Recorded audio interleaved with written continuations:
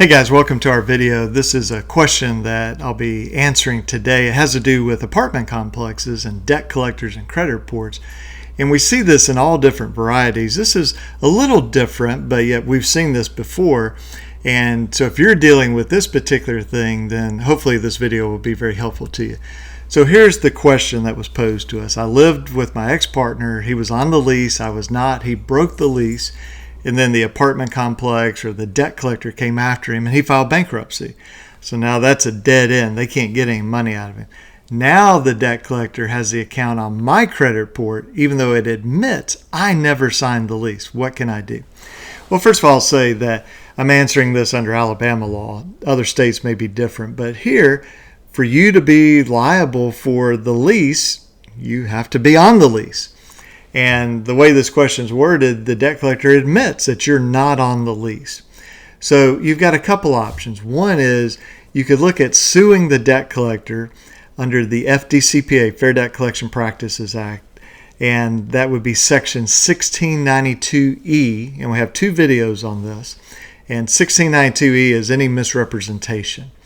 And you would specifically use the illustration or the example of 1692E8, which says a debt collector cannot put stuff on your credit report that they know is false or they should know is false. Well, if you're not on the lease, kind of hard to say that you're liable for the lease.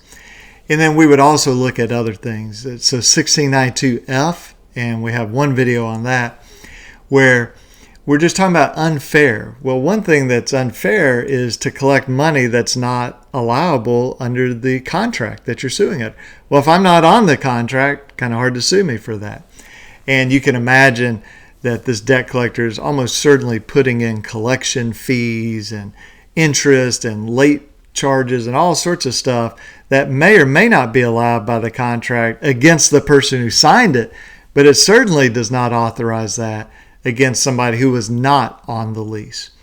And so that would be one option. You sue under the FDCPA. The second option is that you dispute this through the credit bureaus, Equifax, Experian, TransUnion, Innovis, SageStream, whoever the credit bureaus are when you're watching this video.